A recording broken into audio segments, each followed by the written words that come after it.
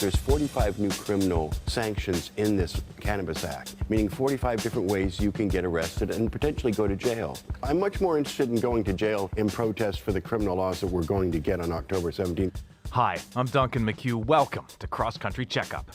We're putting in a system of very strict and comprehensive regulation that... Our question today, how do you feel about marijuana legalization? We're putting in a system of very strict and comprehensive regulation that replaces a frankly failed system of prohibition that hasn't been working for this country for decades. We have the highest rates of cannabis use among our kids in the world. Organized crime controls 100% of the current illicit market. We're changing that. For the past 95 years in Canada, marijuana was a controlled drug, and if you got caught smoking a joint or possessing weed, there was a distinct possibility you'd wind up in the slammer. But times have changed. In just 3 days, anyone of age in this country can get legally stoned. It's a huge policy shift that impacts everything from public health to the country's economy. The Prime Minister says it's about keeping profits out of the hands of organized crime and keeping pot out of the hands of youth. With Canada about to become only the second country in the world to legalize marijuana, we want to know if Canadians are ready and what you think. Call us at 1-888-416-8333. On the eve of legalization, questions abound. Is 100 milligrams of THC a little or a lot? How about international travel? What risks do young people face when they consume cannabis? If you're trying to figure out the new pot laws or things seem a bit hazy to you, fear not. Tanya Walker, a lawyer here in Toronto, and CBC medical contributor Dr. Peter Lynn are joining me in studio ready to answer your questions. Our question, how do you feel about marijuana legalization? The number again, 1-888-416-8333. You can send us an email to checkup@cbc.ca or join the conversation on social media. You can chat in real time on our Facebook live stream or share your thoughts on Twitter @CheckupCBC. I'll be reading your comments throughout today's show. I'm Duncan McHugh on CBC Radio 1 and online at cbc.ca. This is Cross Country Checkup. I'm 26. As a younger person, I'm like, yeah, we're ready. There's issues with alcohol that are always going to be there, but there's issues with driving while under the influence of alcohol that I'm sure we can work out with marijuana as well. THC can store up to 28 days.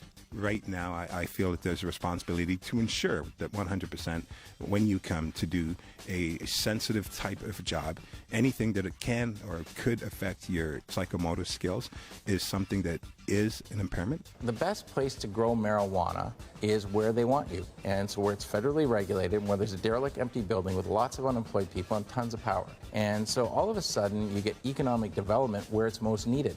And that's kind of the neat thing.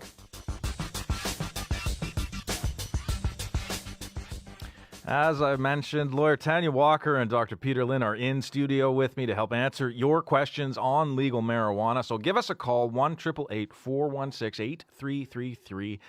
But before we bring them in, we'd like to take some calls first. Our first caller has been following the debate closely. Michelle Teason is a PhD student at the University of British Columbia. Her studies focus on cannabis and its impact on mental health. She joins us today in Kelowna. Hello, Michelle. Hi, Duncan. As a researcher specializing in marijuana, what does legalization mean to you? Well, I'm pretty hopeful and excited for legalization. I think that right now there's a pretty sizable chunk of the population that's using it and at risk of criminalization, and that's all about to change. There are a lot of questions raised about the potential health impacts of pot, and particularly on young people's brains. What's your thought on that? Well, I think what legalization is going to do on that front is we're going to be able to actually talk about cannabis open and honestly. When I went through high school and kids even nowadays, we're not really told anything about cannabis except that we shouldn't do it because, it's going to affect our brains. Now we're going to be able to really have more nuanced discussions talking about how we can reduce the harms of cannabis and help people assess their own risk profile, so that those that really shouldn't be using are getting that proper messaging as well. You mentioned you're a PhD student, so how open are you right now, or have you been with your friends in discussing pot use? Well, I think it's actually quite interesting if I look back about 15 years when I was in my early teens, and I was so against cannabis. My grandparents still make fun of me for telling them that cannabis was the gateway drug. I was really opposed to it, and so it's been quite a journey for me. Once I got into the research and started to really look at it for myself and not just believe the things that I'd been told, I found it pretty hard not to share what I was hearing because it was, like I said, really in opposition to everything that my friends had been told. Did you talk about it with your parents at all, Michelle? Yeah, my parents, they're pretty open to cannabis, actually. My dad was a medical cannabis user in high school. But again, that was at the time that I was very against it, so that caused some issues. But yeah, in terms of my family, they've been quite supportive. I don't know that my grandparents think that what I'm doing is as legitimate, but that's another story. And so in terms of pot use on campuses, how do you think it's going to change after legalization? Well, like I said, there's, a really sizable chunk of young people that are already using cannabis. So when it comes to cannabis on campus, I think that what we might see is some reductions in alcohol use. We may see, students reporting that they're less hungover, that they're perhaps more engaged in their schoolwork if they're substituting it. And then again, coming back to that education piece, we have a whole bunch of students now on campus that aren't going to be receiving drug education in high school because they're graduated. And so really, there's a real opportunity here to educate this whole cohort of students on what safer cannabis use looks like. Okay, Michelle, well, thank you so much for sharing your thoughts, and good luck with your research. Thank you so much. That was Michelle Teason, a PhD student at UBC. Are you a university student like Michelle? What's going to happen on your campus? Or are you a parent? We'd particularly like to hear from you. Our question today, how do you feel about marijuana legalization? Give us a call, 1-888-416-8333. Later on in the show, we're also going to speak with an owner of a cannabis lounge in Toronto, so stay with us. Now, we've connected with Jacqueline One. She's a law student in Toronto. Hello, Jacqueline. Hi, Duncan. How do you feel about marijuana legalization?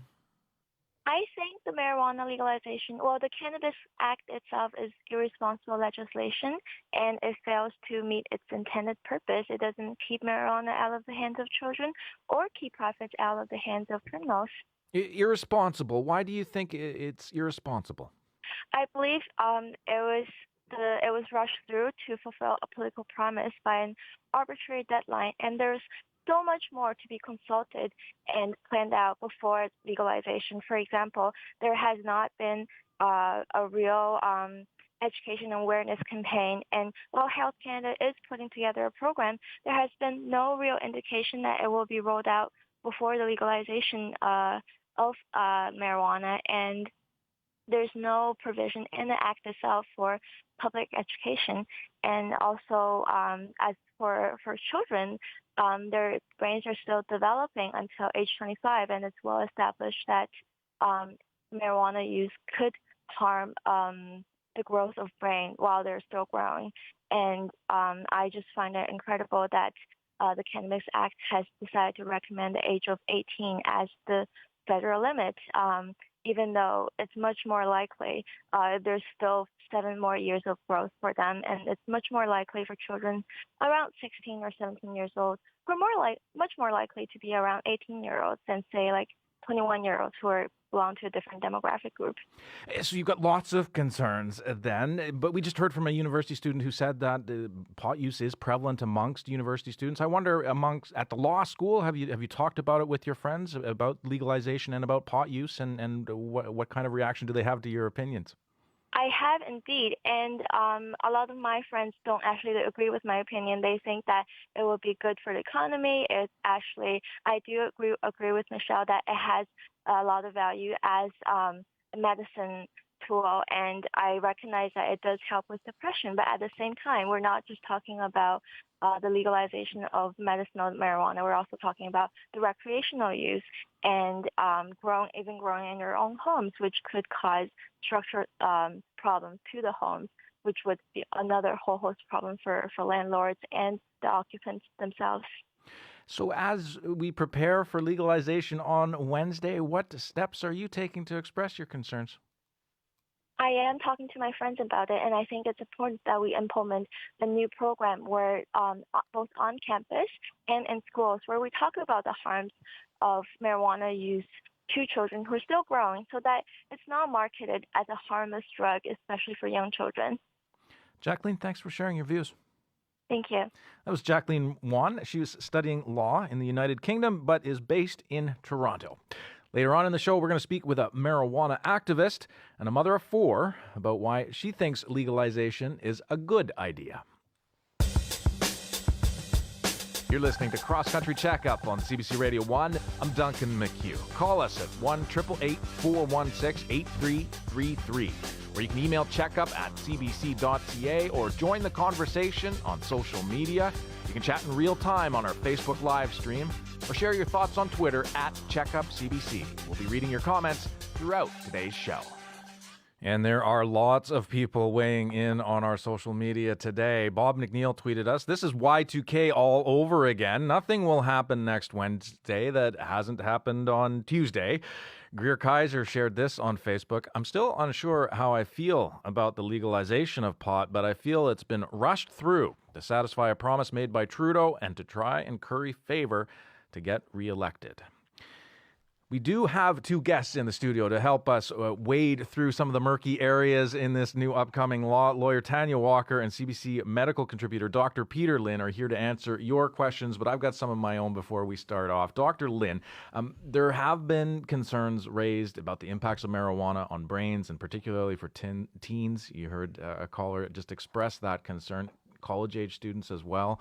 What does the research tell us about marijuana and young people? Yeah, the thought is that the brain is still developing. So let me just go back. It turns out that we have something called endocannabinoid system. In other words, these chemicals are working on something that we already have.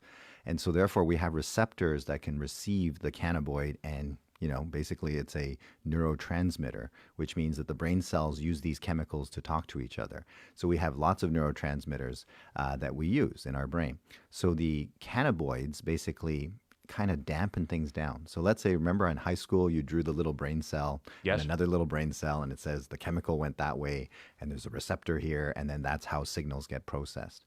It turns out the cannabinoid system sends a signal backwards. It sort of dampens it and says, you know what, I got the message, we're good. And so therefore, this system is all over your brain. This little backwards sort of saying everything is okay. So that's why it may work in seizures where the brain cells are firing too much. Stressful situation, brain cell is firing too much. Now the problem is that now we're going to supply that fine-tuned machine with a lot of cannabinoid chemicals, which can now touch all those areas. So let's say you're missing in an area, maybe it'll give you some benefit, but now it's touching all sorts of other areas. And in a brain that's developing, let's say younger child's brain, now all of a sudden we may be changing how the wiring is working, so to speak.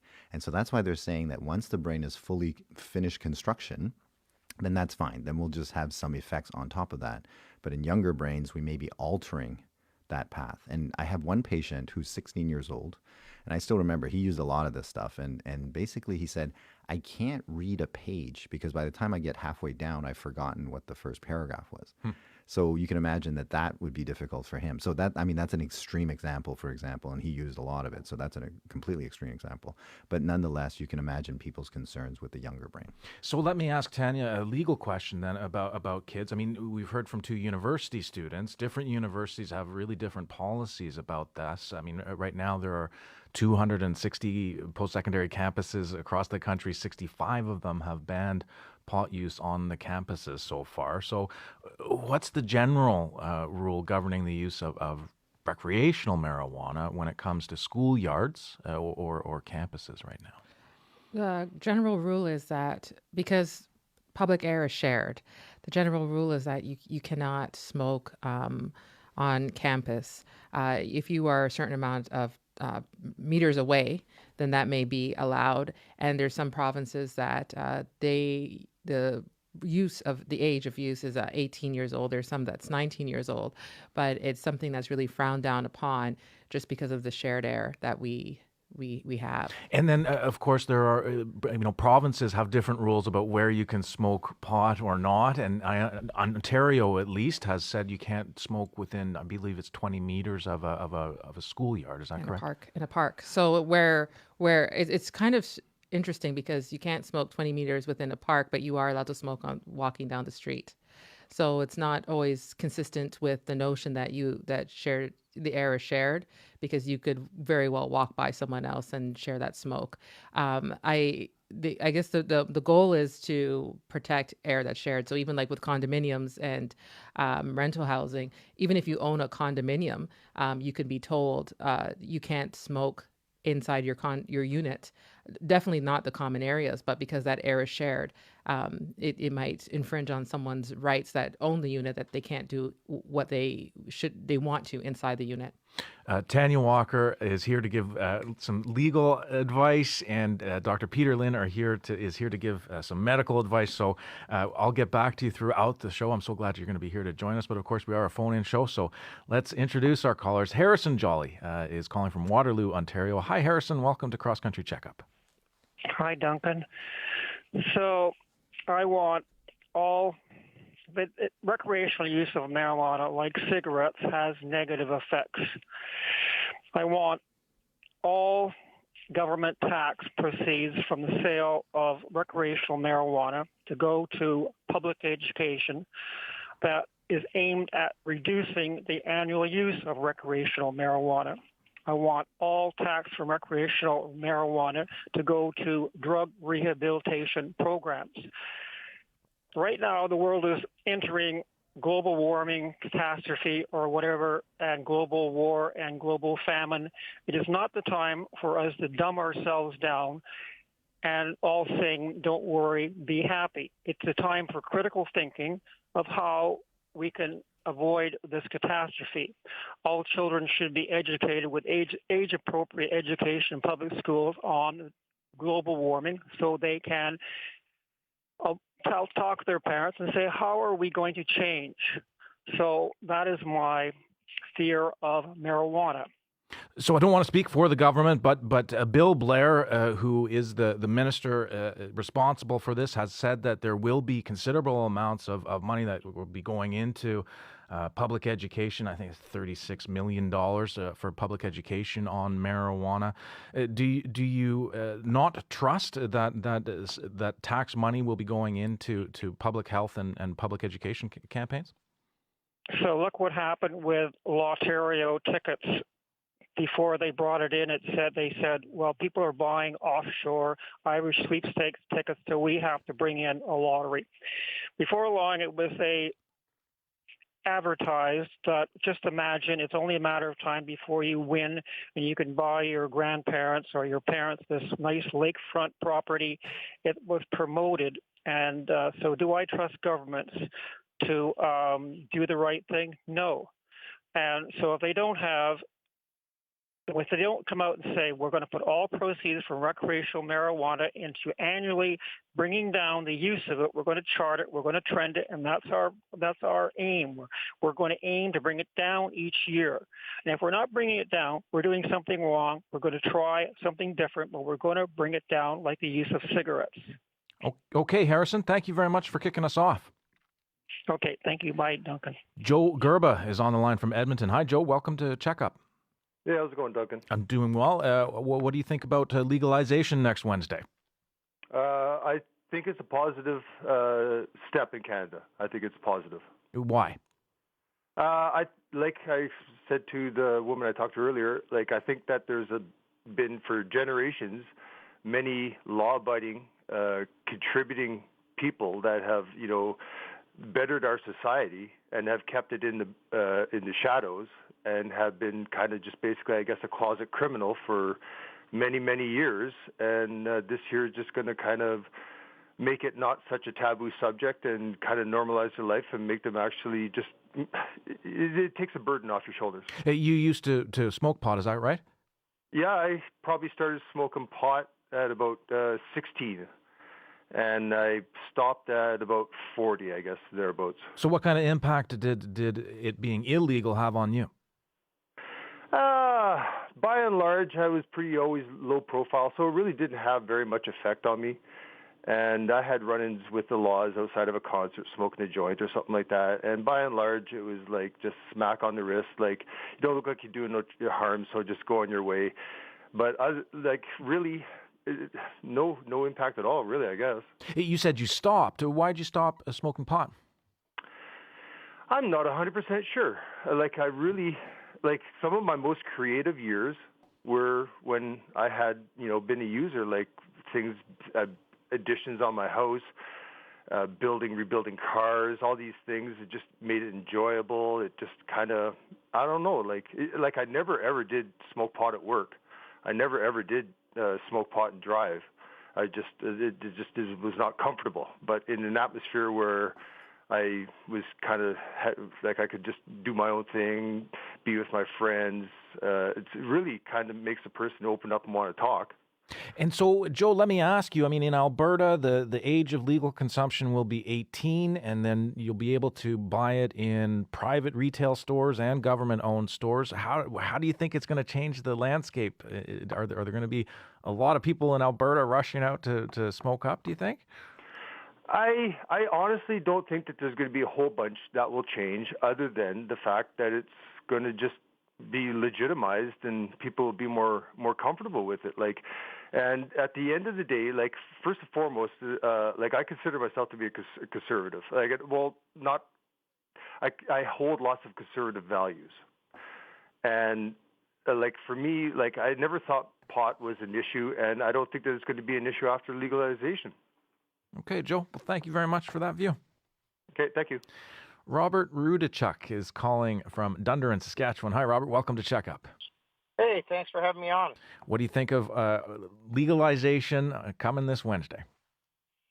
95 years overdue. The reality is that this is a substance that people have been using historically and prehistorically through archaeological digs for tens of thousands of years, for medicinal purposes, for recreational purposes. It's all for speculation, but the reality is it has been used for that period of time. I was a smoker in my 20s and 30s, quite heavily. I got out of it when I was living overseas, and but recently I had a shoulder injury that got aggravated, and I went back on as a medical cannabis user because it was a far better alternative than going on opioids. So now, as a medical cannabis user then, Robert, do you think that it's going to change the way that you've been accessing your cannabis or in terms of the way you carry it or possess it? To be honest, I really hope it does. I really hope it does for a change because the number one thing that I'd like to see is that we have so much scientific medical proof of how it's used for pain control, how it's used for seizure control, how it's used for treating depression, all of these sort of things. Why won't it be covered by provincial prescription drug plans now? Why won't it be covered by private medical insurance through your workplace? I mean, right now, I'm on a minimal prescription for pain control, and I spend, on an average month, over $300 on my prescriptions. I know people, that are using it to treat PTSD and other conditions, and they're spending well over $1,000 a month out of their own pockets for something. And yet, if you wanted to go on opioids or, some of these psychological drugs for these things, it would all be covered, and you'd be paying a very small amount of that money. I mean, it's just basically what I see this is not only for the recreational use, but also the medicinal use, is now that we have it legitimized, all those people that have been getting it drilled into their heads for the last 95 years that, this is the devil's lettuce and that we're evil incarnate for smoking this stuff, those arguments are all going to get blown out the window, and now we can start to see it. Now, am I happy that there's as many restrictions on it as there are right now? No, not really. But once people see that it's not going to be the end of the world, once people see that the barbarians aren't going to be rushing the gates, then in a few years' time, we can go to the government. We could say, look, these restrictions are a little bit too onerous. Can we get them eased off a bit? Get treated the same way as alcohol and tobacco on all these levels. And Robert, you raised some really interesting points about the health benefits and some of the research. Let me bring Dr. Peter Lynn into this conversation. Some of the health benefits that have been discussed of medical marijuana in terms of dealing with chronic pain, depression, PTSD. Robert is asking the question, is this going to be can I claim it on my extended benefits now? Will I be able to get it through my government health program? What are your thoughts on that? Yeah, Dr. so I think by decriminalizing it, for example, it allows researchers to do more research, right? Because that's one of the problems that we have is because it's an illegal substance. How do you actually use it on people to study it, okay, to get the study so that you can then tell Health Canada, look, we've got some benefits. And then Health Canada then can say, yeah, you do have some benefits. And then the insurance companies can then say it may be covered or not covered. But I think right now the medicinal side of things, I think people are comfortable with. I think the part that people aren't comfortable with is people trying this stuff and then getting addicted. And so it's the addiction side that maybe those programs haven't kicked in. I think one of the callers was saying we haven't seen the programs kicked in yet. And so we haven't seen any of the how do we prevent people from overusing this thing. So for medicinal side, I don't think anybody has any issues. And then it's more the how do you use it so that people don't get addicted to it. Any last thoughts, Robert? Oh, can I just please have a moment for laughing at the thought of people being addicted to it? I mean, I've known hundreds and thousands of people who've smoked it and quit. I have never in my life known anyone that showed anything other than a mild psychological dependency to this stuff. It's not like opioids. You're comparing apples and oranges here by saying that, addiction is going to be the terrible disaster. Alcohol, tobacco, opioids, those things are all proven to be 1,000 times more addictive than cannabis. And there is reams of scientific evidence already proving this. That boogeyman has long been killed, and he's been buried with a stake driven through his heart. All right, Robert. Well, thank you. I'm going to jump in. I'll let Dr. Lynn talk about what he knows about the addiction research. Sure. So in other words, that's the main concern that some people have. And you're right. Alcohol is just as addictive. We've had people addicted to nose sprays, for example, and nobody would think that nose sprays is addictive, but it's what you do with it. In other words, if you're using it to cope with something, then you're going to continue to rely on it. And so therefore, that's one of the concerns that people have out there. And so that's one of the things that we need some educational programs. And I think the problem is that we haven't seen the educational programs kick in. And maybe we'll talk about it as well, but there's a group that's looking at seniors that may be wanting to look at this. And they said that their recommendations will come by the end of this year. So, there's going to be 2 or 3 months that we're lagging. So that's why the legalization came first, and then all the programs are coming later. From Robert in Dundurn, Saskatchewan, we're going to go over to Vancouver Island, BC. Sarah Henkel's on the line. Hi, Sarah. Welcome to Checkup. Hello, Duncan. I can't tell you how much respect I have for you, just as a start. Oh, well, thank you for that. And what are your thoughts on marijuana legalization? Well, given the fact that we've had so many positive responses, I just want to say that I'm a parent. I have 2 children, age 14 and 16, and I'm going to have to say, hey, this is positive. Right? This is seriously positive. We're going to let science do the work. We're going to increase the education factor. We're going to talk openly with our kids, right? And so, okay, multiple levels. For me, my own history, I was and am an athlete. I had 6 older siblings that introduced me to many soft drugs from the age of 13, but it didn't grab me. I don't have the addiction gene turned on. I don't drink. I don't smoke. I don't do pot. So I'm lucky. But what we need to do as a political spectrum, we need to prevent. We need to, by educating, we got to prevent the addiction-related social problems, right? That's the social isolation, the criminalization, and then allow people to be supported in their communities. whether that's for the seniors or for the young people. Let me ask you, Sarah, because we were getting a lot of comments from on our social media feed from parents, and I wrote an article about it, which is you can see on our website. There are parents who are concerned that that they have seen the research about the impacts on developing brains. They've seen the research that has raised concerns about teens and psychosis, for example. How do you think legalization is going to impact the conversations that you have with your two teens when there are people that, when you'll be able to go to a retail shop in this country and buy pot? How is that going to change the conversation with your teens? Well, okay, really good, because I've had this conversation with my kids, and my kids are also athletes. My son, he's 14. He has kids offering him drugs at school, and he says, no, I don't want it. I don't want to do this until I'm 20.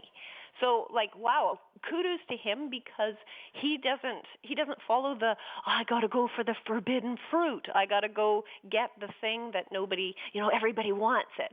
But I actually think he's safe, and he's safe because I educated him to be a good and strong individual. Do you think, Sarah, I mean, we know that teenagers, from when you were a teenager, when I was a teenager, that if it's forbidden, that makes it almost even more, Exactly. we're more interested in trying it. Do you think that's going to, the fact that it's now going to be widely available will discourage teens from using it, or is the black market still going to be there and be making pot available to teens? I think we can make the exact same parallel with alcohol.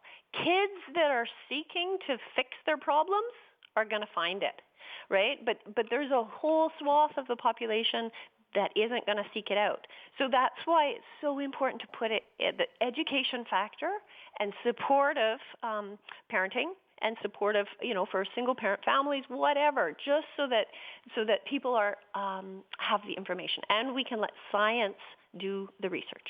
Sarah, thank you very much for your call. No Appreciate problem. Have a wonderful day. Thanks for opening the conversation. You too. My next caller has been involved in the gray market cannabis business for over a decade. Abbi Roach is the director of the Cannabis Friendly Business Association. She also owns a cannabis lounge, the Hot Box Cafe in Toronto. Hello, Abbi. Hi, how are you? I'm doing well. There may be many who have not been inside a cannabis lounge. Can you paint us a picture of what it looks like in your lounge and what kind of products you're offering right now? Yeah, fantastic. So when you walk in, we have a retail section. We don't sell any cannabis yet. I've waited 18 years. I'm not going to jump the gun. I'm going to wait for my license. And we sell bongs and pipes, rolling papers. Everything is 19 plus. Then you would go to the lounge. It's BYOP, so it's bring your own pot. And it's either $5 or we have memberships. The inside area is vaping only, so it's absolutely smokeless. We try and encourage people to use safer consumption methods, such as dry flower vaporizers, which are not e-cigarettes, totally different. And then we also have an outdoor patio where we allow cannabis consumption and no cigarette smoking. There's no cigarettes, no alcohol allowed on the property. And these would be up until Wednesday, these would be medicinal users. Is that correct? I'm not a doctor, so we've never had the right to ask anybody for their medical condition. So we just assume that you're a medical consumer, but we do card everybody regardless. So you do have to be 19 to enter. So how is it going to change your business come Wednesday when it's legal in this country? Right now, nothing is really going to change. The cannabis accessories are going to fall under C-45 federally, so we might have to change the way that we do our window display, that kind of stuff. But we're 19 plus already, so really it's just, having a bit more of a barrier between the street and the view inside. When it comes to the consumption, we are still in the provincial regulatory phase of 36, right? So they're still trying to figure out what they're going to do with the regulations. I just gave my deputation at Queen's Park on Friday about lounges and consumption spaces. So you're referring to the Ontario rules about where it can be sold? You got it. Where it can be consumed. So right now they've changed it that you can consume cannabis anywhere where cigarettes can be smoked, our patio is technically still okay.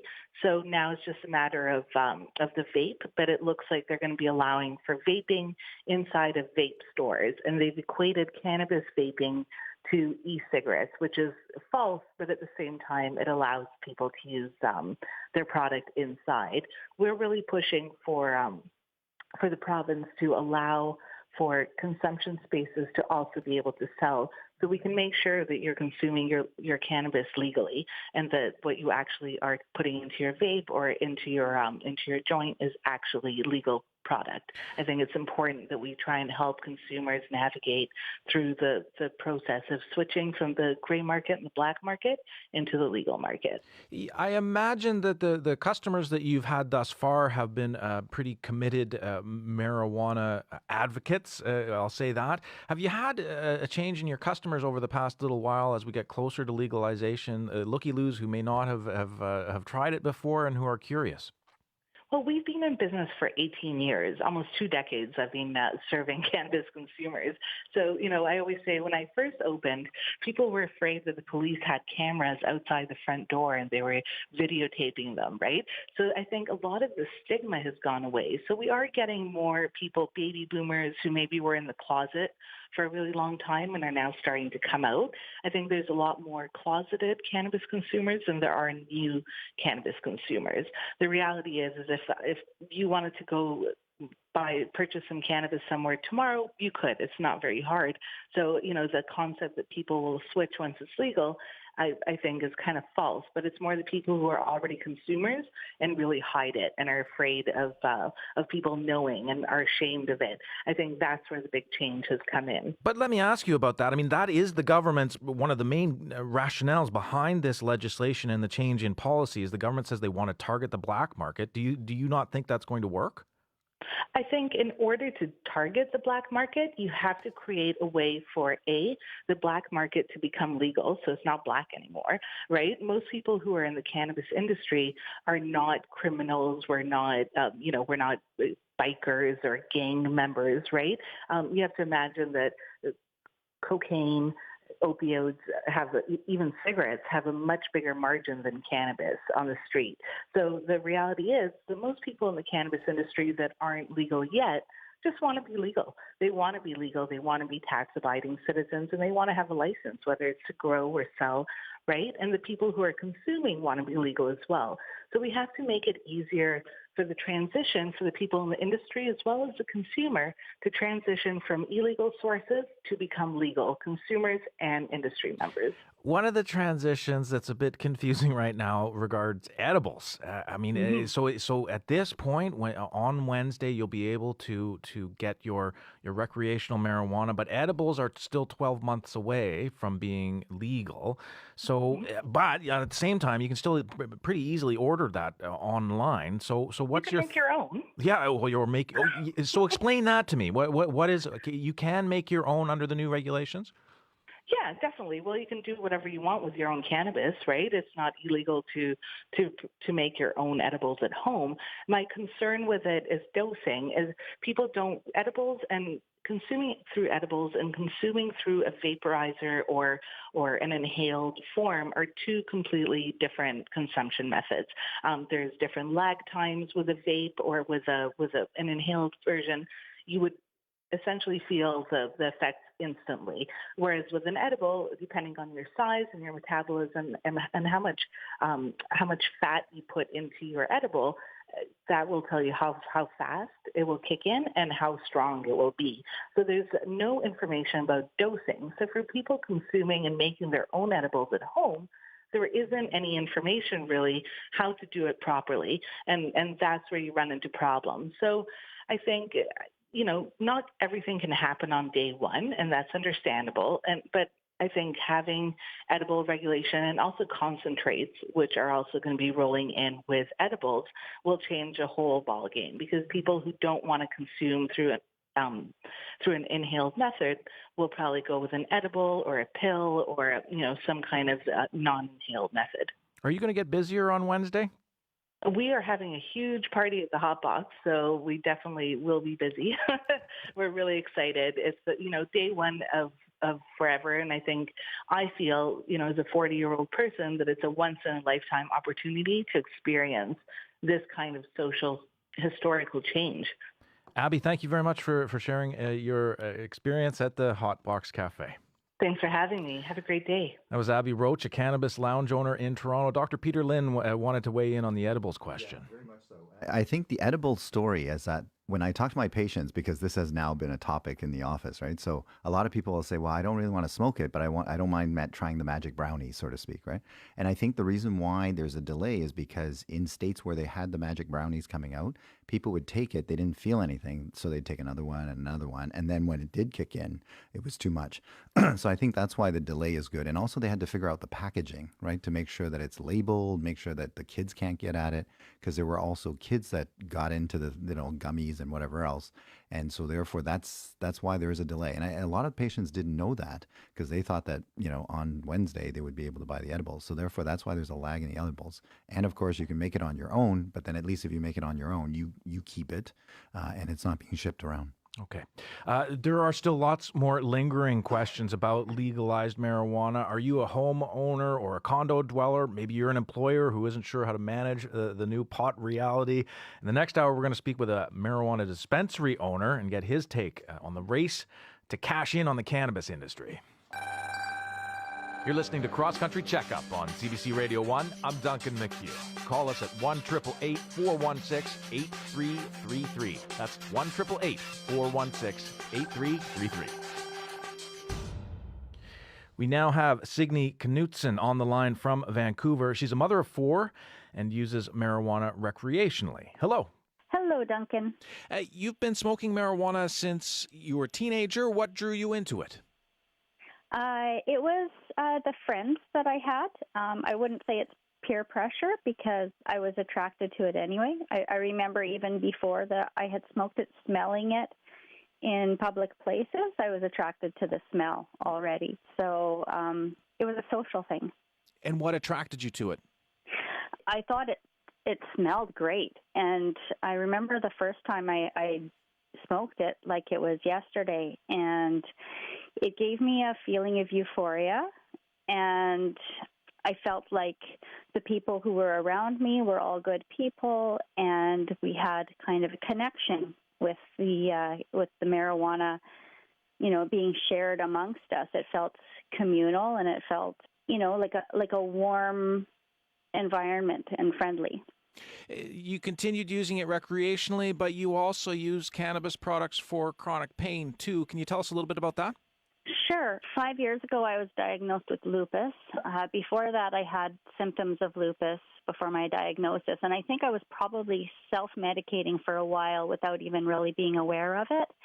So I started using it medicinally 4 years ago. I got a prescription, and I've found with that every time I used marijuana, I was able to reduce a dose of the opioids I was on.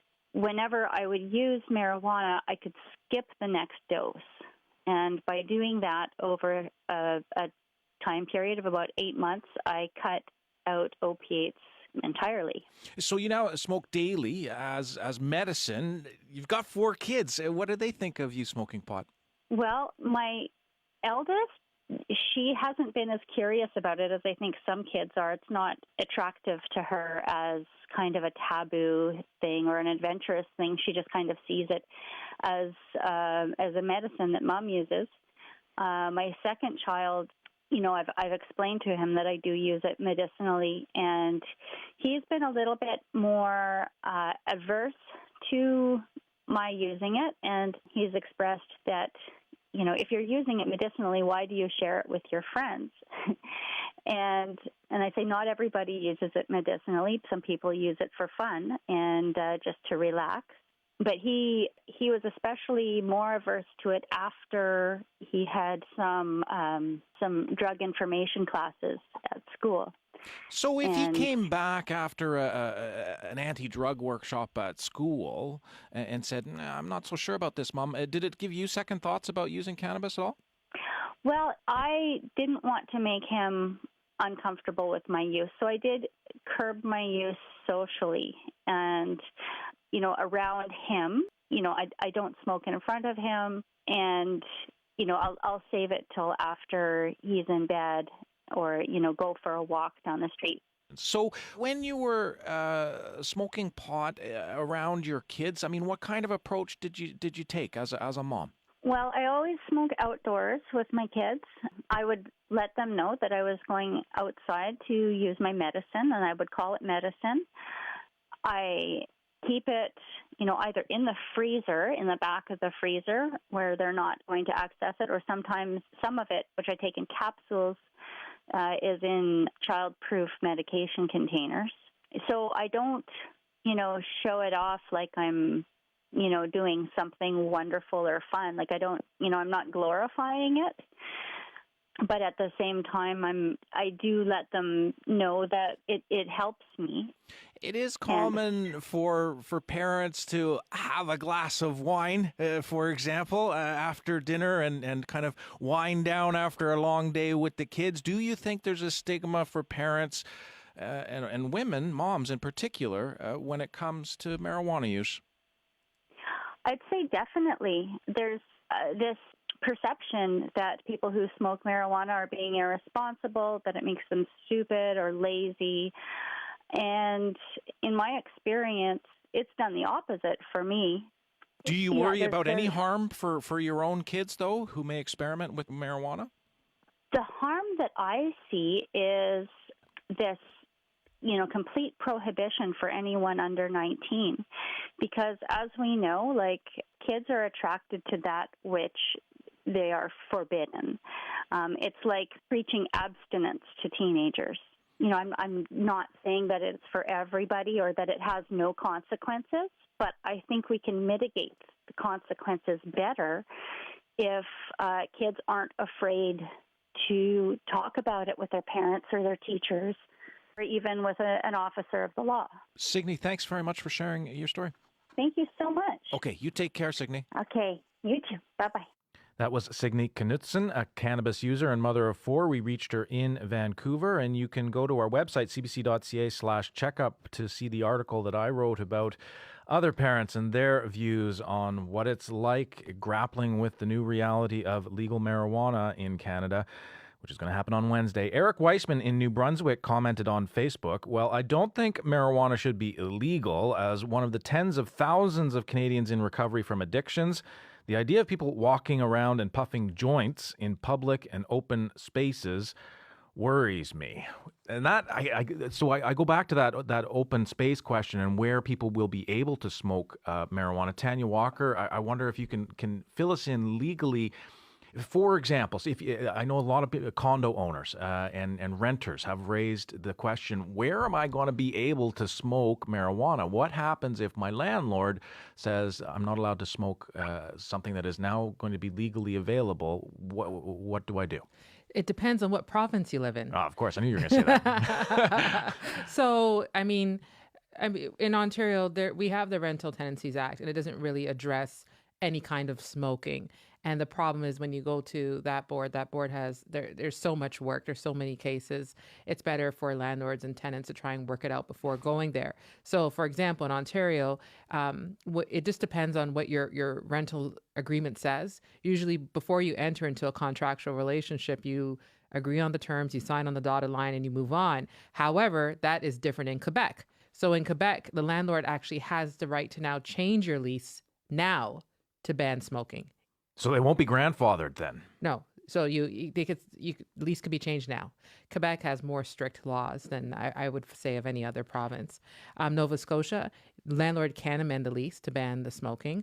Saskatchewan, landlord can prohibit possession, use, and sale of the cannabis. And BC, you can only change your existing lease if it actually says now smoking is prohibited. So if you want that to include now cannabis, if that was already included as smoking, you're allowed to change your existing lease. So the answer, I don't think I really answered your question because it just depends on where you live. But again, your answer does show this provincial patchwork of regulations. On the one hand, there's the overarching federal law, but it's been left to provinces to figure out how they're going to apply it. And we see so many provinces have different answers when it comes to something like Exactly. Just like alcohol. Alcohol is provincially regulated. It's the same thing with cannabis. Dr. Lynn, one of the reasons that people are concerned in condos and in their building is exposure to secondhand smoke. So what do we know medically about exposure to secondhand smoke from marijuana? Yeah, and this is a whole new area that we didn't even think about. So now we have to think about it. In terms of cigarette smoke, for example, they quote something like if you smoke a pack of cigarettes next to your child, then that child has smoked 4 cigarettes roughly. So we're wondering if that's going to be the same thing. And now if you have younger children, they're tinier. And so therefore, will they be affected more? Will their brains be affected and so on and so forth? And up until now, how do you do a study? You can't really study this because nobody would say that we're using this stuff. So perhaps we will get more information. But the problem right now is what do we do with kids that are inside a car, for example, or inside a confined space? And just like with cigarette smoke, we still have these concerns as well. Dr. Peter Lynn is here to answer your medical questions. Tanya Walker here to answer your legal ones. Give us a call if you've got some. You're listening to Cross Country Checkup on CBC Radio 1. I'm Duncan McHugh. Call us at 1-888-416-8333. That's 1-888-416-8333. Greg Smith is on the line. Hi, Greg. Welcome to Cross Country Checkup. Hello. I understand you're a condo owner, so what are your thoughts about the legalization of marijuana? Well, I just usually have a bit of a hearing issue. I wasn't sure the lady you had on a few minutes ago mentioned Nova Scotia, and I didn't know if she said can or can't change the lease or the rules regarding. I'll ask Tanya that question right now. Yes, the lease can be amended. It can be. Yes. Okay, because I was looking to get them to change it and grandfather it in last year to a non-smoking, and then that wouldn't apply. I thought. What's the issue you're facing, Greg? Well, I'm getting infiltration in my unit from the person who lives next door. And so how you can smell marijuana, can you? Oh yeah, it's been so bad sometimes I've been restricted to one half of my unit so it doesn't bother me as much or whatever. I've even put a towel over my face sometimes, or the other night I thought it gave me a bit of a headache or whatever because I don't use. And so it can create uncomfortable situations between neighbors, I imagine. Have you talked with the person in your unit? Not specifically. Like I said, it was going on for 3 or 4 years, I think. I've been having issues and trying to deal with the condo, and they, to me, don't want to deal with it. They keep sort of passing the buck or, saying to call the police, which I have had, at his door on a couple occasions in the past. But I know the people who lived on the other side of him, like I mentioned, they at the time had a small child, an infant, maybe under 2 years, and I guess the wife moved out with the child to be away from it. The husband stayed in the unit, and the stuff and wet towels under their door didn't work, and then I guess they eventually sold their unit, Tanya Walker has some thoughts on this for you. Well, I just want you to keep in mind of a limitation period. So usually you have a number of years to, if you are going to take some kind of action legally, you usually have around 2 years to do so from the time you first became aware of this, what I would say is a nuisance. And aside from the cannabis law, there is a law of nuisance. You have the right to quiet and peaceful enjoyment of your property. Well, that's what I thought I was looking at in the condo law, saying I'm not getting that right, and shouldn't they investigate or do something about it?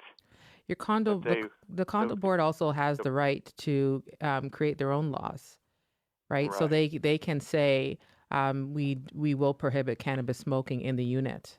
Right. Now, what I was told at one point, I was told the lady I talked to, who was with the property management group, attended a conference or something on the issue of marijuana smoke coming in. This might have been in May of this year, March, maybe May. And she said that when she was, the speakers they had One of them said here in Nova Scotia, or maybe across Canada, I didn't, can't remember the details of what she said it was a human rights issue, and that you couldn't ban marijuana smokers without also banning all smokers. No, there is an exception for cannabis smokers that are using it for medicinal purposes. Which I understand. Right. So I'm not sure if a medicinal user has to smoke it or they can choose edibles instead, but that's a different matter. Well, you've raised some really interesting. I mean, it is a challenge for people who are in apartment buildings. Greg, I appreciate you for calling in. Thanks very much. Well, right, but I mean, personally, financially, it's not. I'm retired. I don't have a lot of money to spend on lawyers and stuff, or I was told once that if I wanted to investigate the ventilation in my unit, that it would cost, I called a company, they said it was like $5,000 to have them come in and do whatever investigation they do. That's a hit. So I didn't know if that's a condo board thing or anyway. Good luck with trying to sort it out, Greg. You're listening to Cross Country Checkup on CBC Radio 1. I'm Duncan McHugh, and our question is about the legalization of marijuana, which takes place on Wednesday. How do you feel about it? Deborah Bodner is calling from Vancouver, BC. Hi, Deborah. Welcome to Cross Country Checkup. Oh, hi. How are you? Doing well. What do you think about legalization? Well, I think it's a very good idea as long as the government does it properly. Why? Just as far, I'll give you a bit of a background. I'm over 60 and I'm a smoker. And I've been going to a lot of the shops and things around here in Vancouver. And they're like 95% of them are going to have to shut down and then reprice, repackage, depends on which one of them gets a license. And I'm just worried, like, if the government starts controlling it and the prices go up, then a lot of people are just going to turn around and go back to a dealer. How amongst you? So you're a pot smoker. Amongst your cohort of friends, you may have friends who smoke pot. Yep. Do you think that legalization is going to change your buying habits at all? No, not for like I said, the people that I know that smoke have been smoking for many, many years, and you have your just normal way of smoking. It's depends on if, like, obviously you don't get up in the morning and smoke a joint and then go to work, kind of thing. And one of the arguments for legalization is that it will regulate the production of it. That at the moment, right now, you don't know where your pot's coming from. You don't know if there were chemicals used in the growing of it, that kind of thing. Do you trust that the government supply of marijuana will be safer than perhaps the black market might be? Yeah, but I don't think, like, as far as marijuana, I mean, there's a lot of other drugs out there that are being, chemical added and cut and with everything else. And pot over the years, I mean, like I said, I've been smoking for like 35 years, whatever. And it's never been a thing to worry about as far as just marijuana. Let me ask you one last question, Deborah. I understand that you were charged with possession back in the day. Yep. How has that impacted you? Yep. Well, this was in 1975, and I was charged with possession of marijuana. I went to court. I paid a $26 fine, but I was fingerprinted. So I've been going back and forth to the States over the years, and, they always ask you, have you committed a criminal offense, that type of thing. You always say no. So one of the times we were driving across and border security said, have you ever been fingerprinted? And it took me a second to it's like, oh, yeah, actually I have. I didn't even think about it. It'd been so many years ago. And so they, he says, for what? And I just went, oh, crap. It was for marijuana. But and what happened?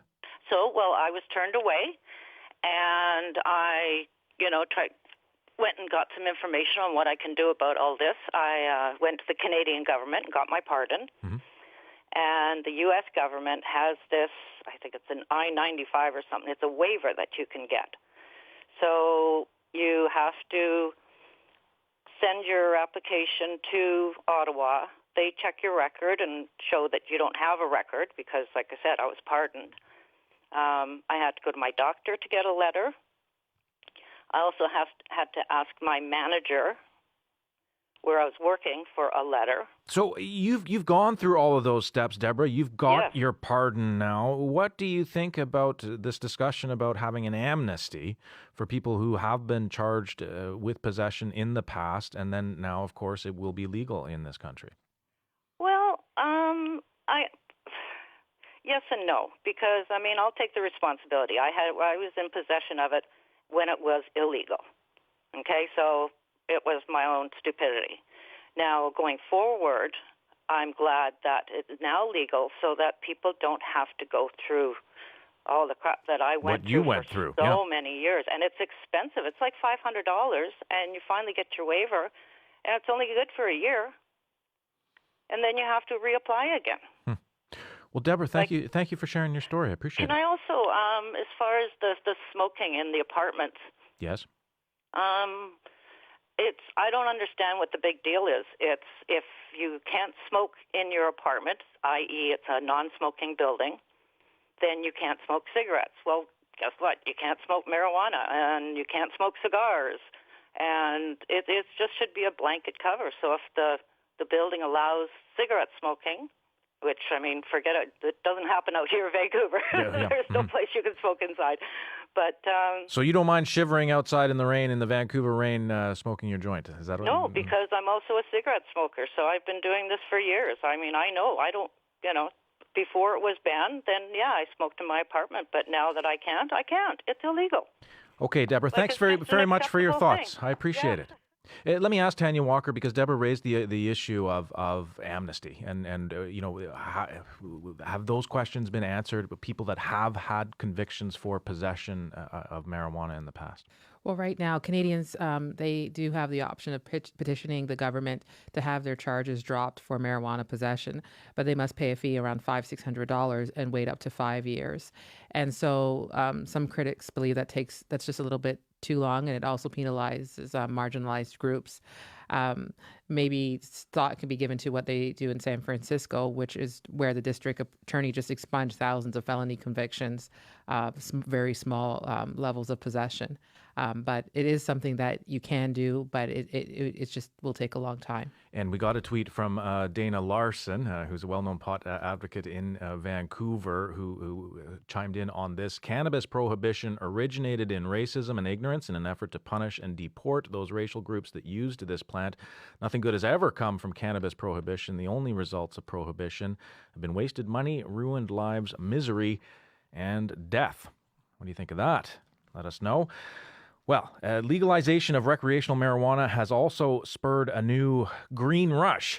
Retailers, entrepreneurs, and investors are eager to dip into the booming cannabis industry. My next caller is Jamie Kuncole. He's a member of the Mohawk Nation and lives on the Mohawk-Tyendinaga territory in Ontario.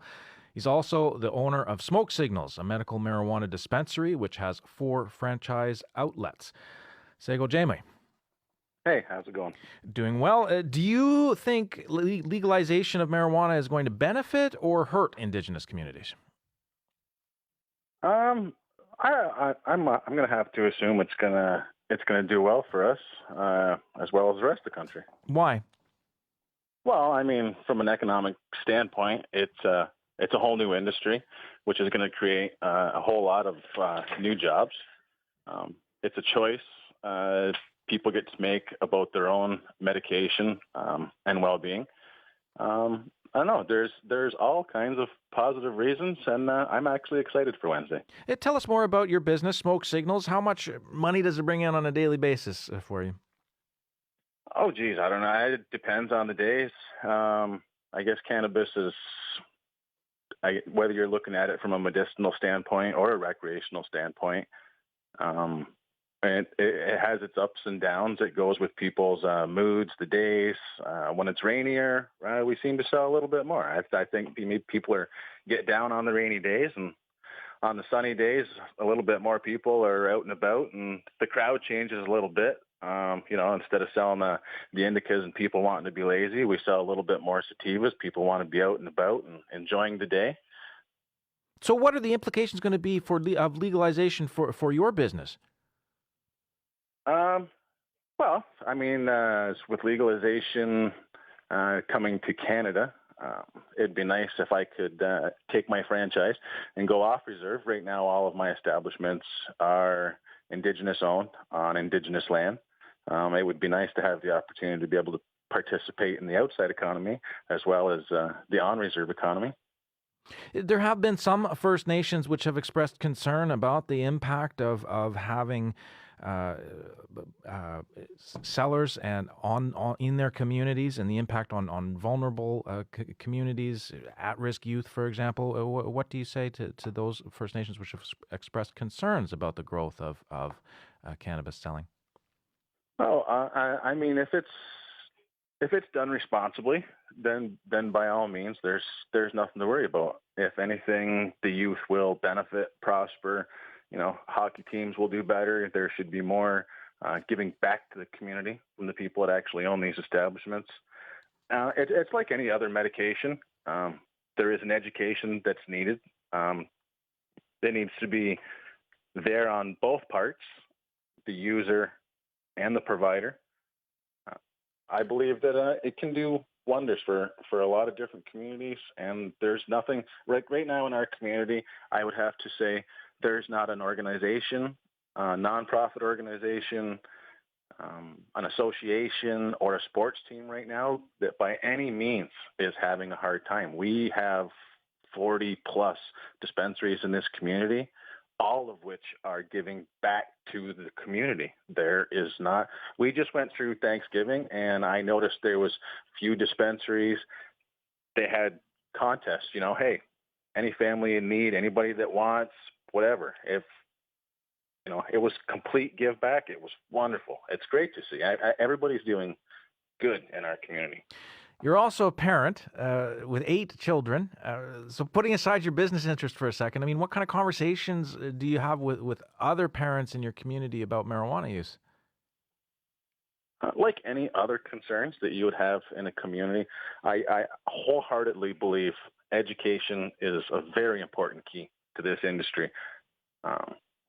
Everybody, again, like I said, needs to be taught, educated on the plant.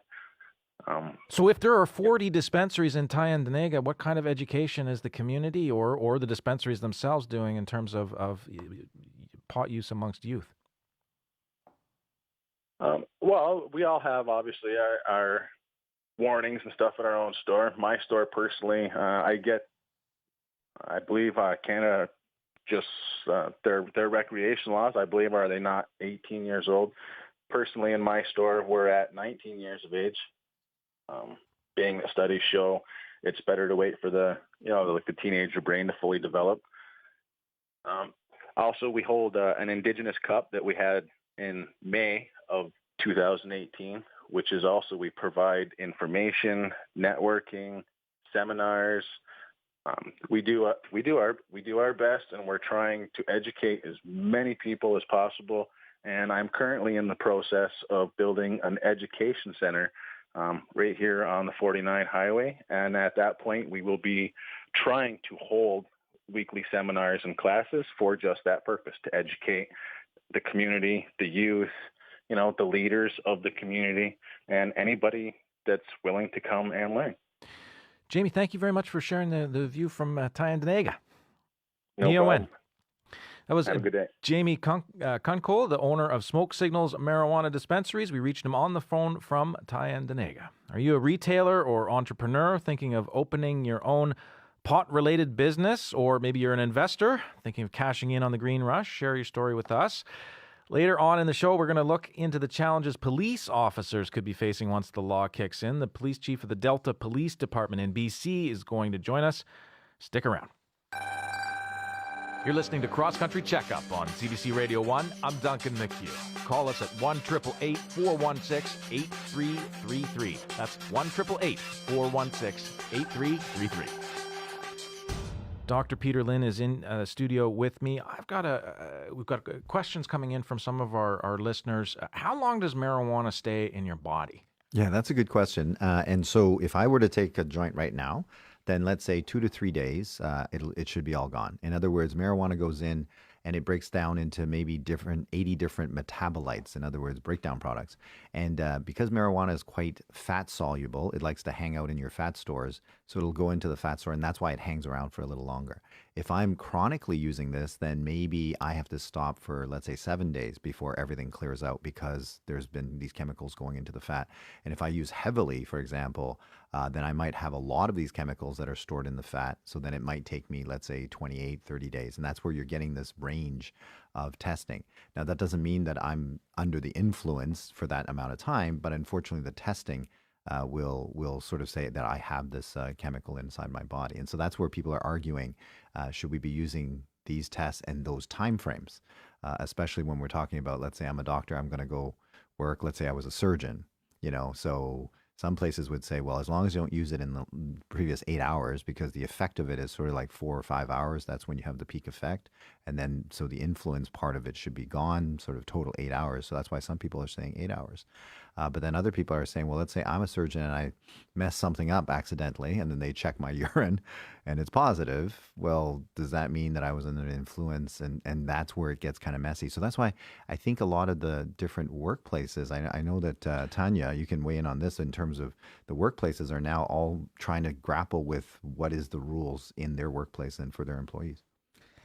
Yeah, what's going to happen? What's going to happen to me on Wednesday if I just researching, for example, and I come into CBC the next day? I mean, what kind of responses are we getting from workplaces? I would think, well, the responses that we're generally getting from our clients that are employers is that they don't want their employees to smoke anything at all during their breaks, even though they may now be permitted to, or as of Wednesday. And so my advice or my thoughts are that you should really review and amend your existing policies and procedures so it doesn't just include tobacco smoke, it includes marijuana smoke at all as well. But you also have to realize for the medicinal purposes, there's always that there's a duty to accommodate, right? So if someone says, I need to smoke a joint for medical reasons, you can't say no. If you do, then you are maybe faced with an employment, a human rights type of matter, or even like a labor board type of matter. So you really have to pay attention to that and carve out a policy that deals with medicinal purposes as well. 15-year-old Sebastian Roach. Roach is on the line. Hi, Sebastian. Welcome to Checkup. Hi. Thanks for having me. I'm really curious to know what kind of conversations are going on at school right now about marijuana. Well, a lot of teens are excited, obviously, and they're trying to, I guess, get their hands on some marijuana. How are they hoping to do that? Some of their parents are going to grow the plants, and they're just hoping to just take some as they please. So do you have friends who say that their parents are saying that they're going to start with their 4 plants in their backyard or inside? And yeah, I have a couple. And they think they a bit like kind of taking a little steal of the scotch from the bottle or something like that, perhaps. Yep. Yeah. Do you have many friends who are smoking pot right now, Sebastian? Not friends, but other students that I know. And is there any discussion at all about health impacts? They don't seem too concerned as to what's going to happen, like the impact on marijuana to their brain or anything. So I guess not really. What about you? Have you smoked pot? I've never smoked marijuana because I know of its dangers, and I have ADD actually. And so I've done a bunch of research, and I found that marijuana doesn't really help with my ADD. So I just find that even if I started smoking, that it wouldn't have an even worse effect on me. So, I mean, one of the main reasons that the government is doing this is they say to keep the pot out of the hands of kids. They keep saying that over and over again. Do you think it's going to change at all the behavior or the accessibility of marijuana amongst you and your friends? I feel like that even if the government's trying to saying we're going to try to keep it out of the hands of kids, I know that what's going to happen is that even more teenagers, even more children, or whoever is going to have better access to this. Like with a question about alcohol, alcohol is contraband for people under 18 or 21, depending in what province.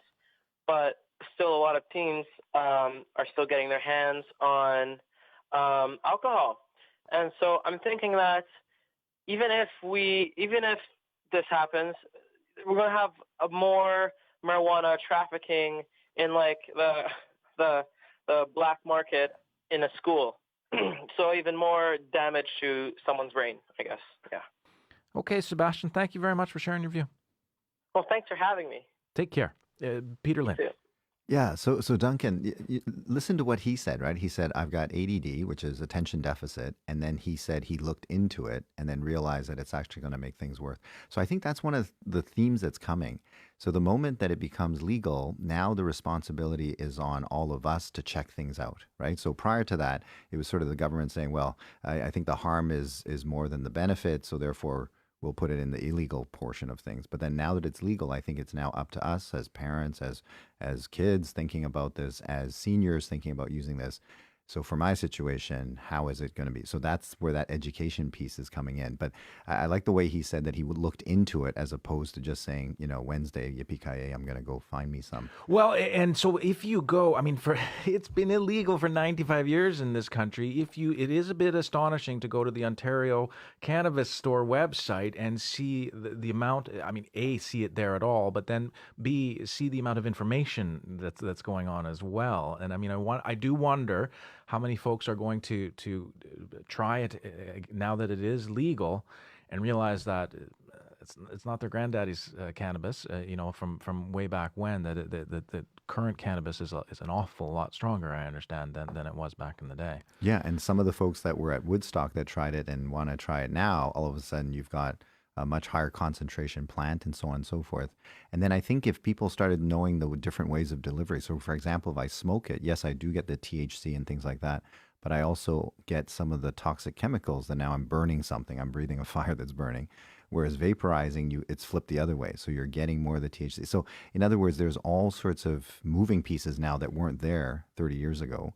And that's where the information part is important. Now, we always give lip service to, we should have education programs and stuff like that. But how many people are really going to get that, and at what level, so that people can understand the information? Tim Snow is on the line from Fredericton, New Brunswick. Hi, Tim. Welcome to Checkup. Duncan, how are you doing today? I'm doing well. What are your thoughts about marijuana being legalized on Wednesday? I have mixed thoughts about it. I think it's more good than bad. For me, I started using it frequently at the age of 13, actually. 31 years old now, and I've tapered off over the past few years, and I went from using it daily for about 15 or 16 years down to basically once a week now on the weekend sort of thing. But it was never hard for me to find. Why did you, let me ask you before you tell me that, why did your use taper off, Tim?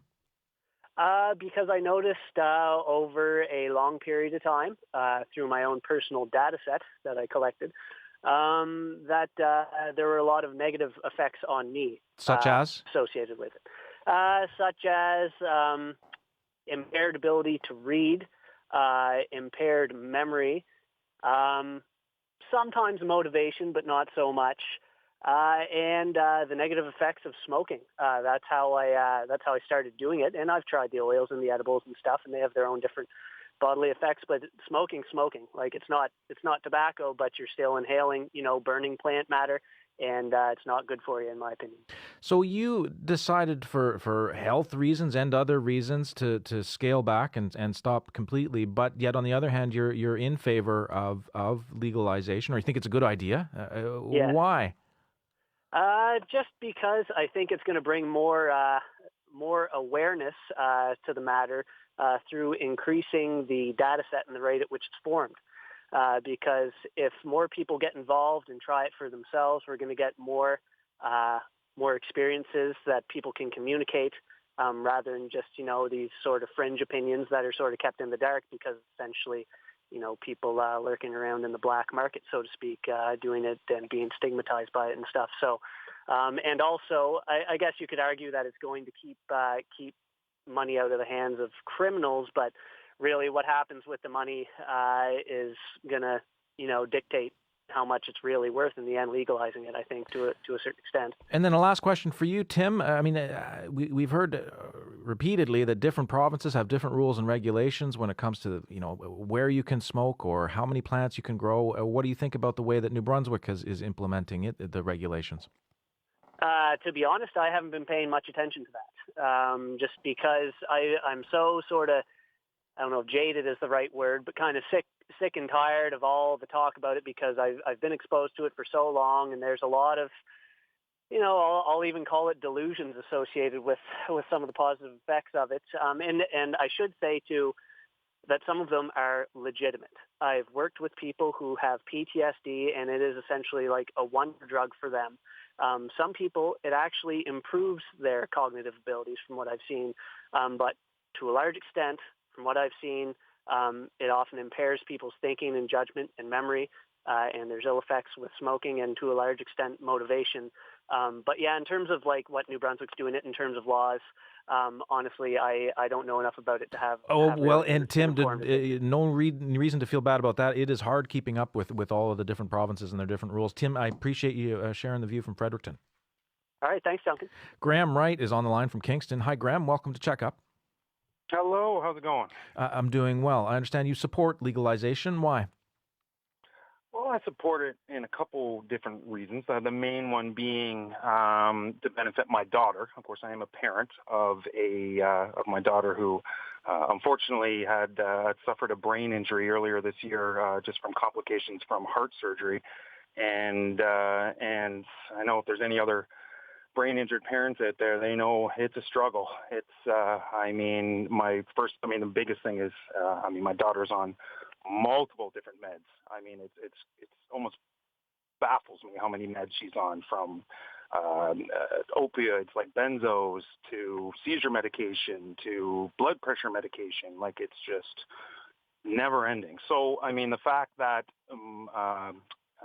we have started, and we really haven't gotten into it too much. I mean, my daughter is technically still an inpatient in the hospital. She has been in the hospital since January. So it's been a long go. But the main reason is she's on a lot of meds, and if CBD oil can help, and the bottom line is, if I can get her off some of these meds to help her out with that, as opposed to, man, that's a lot of opiates she's on, and it's scary. It really is. I'm really sorry to hear about your daughter. Have you gotten to the point yet that you've had those discussions with doctors about CBD oil and how that might impact her healing or not?